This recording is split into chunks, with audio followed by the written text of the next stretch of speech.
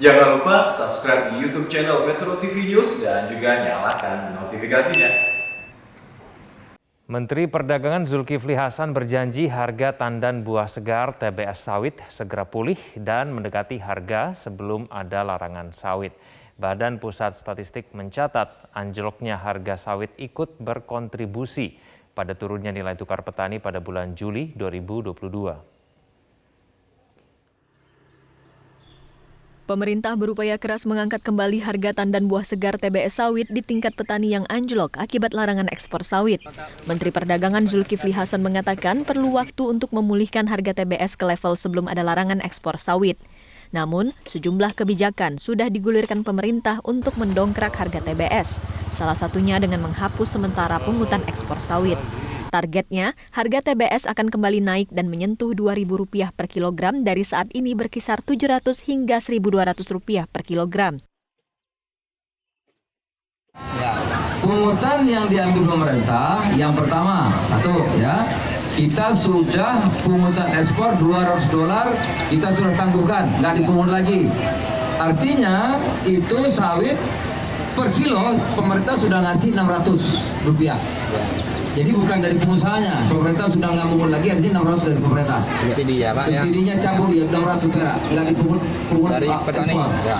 Nah, jadi kalau harga kemarin 1.200, tambah 600 berapa? 1.800. 1.800, itu satu.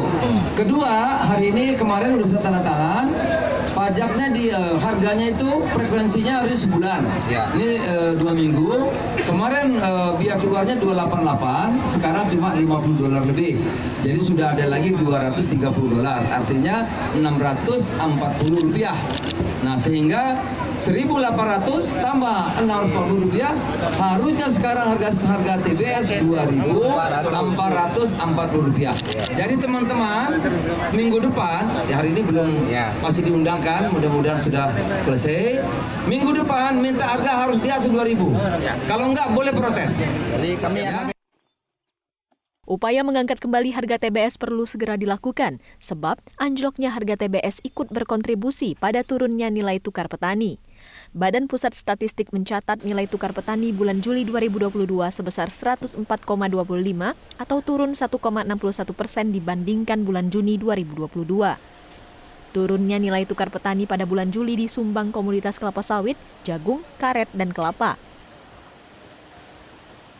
Nilai tukar petani pada bulan Juli tahun 2022 itu sebesar 104,25,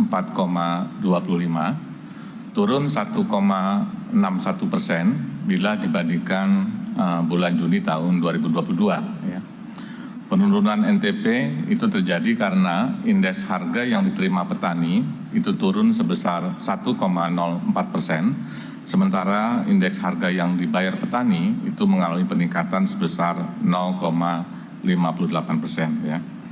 Indeks harga yang diterima petani turun sebesar 1,04%, itu diantaranya ya karena menurunnya harga kelapa sawit, jagung, karet, dan kelapa. Ya, sedangkan indeks yang dibayar petani mengalami peningkatan sebesar 0,58, itu disebabkan karena kenaikan beberapa komoditas, diantaranya adalah bawang merah, cabai merah, cabai rawit, dan rokok kretek.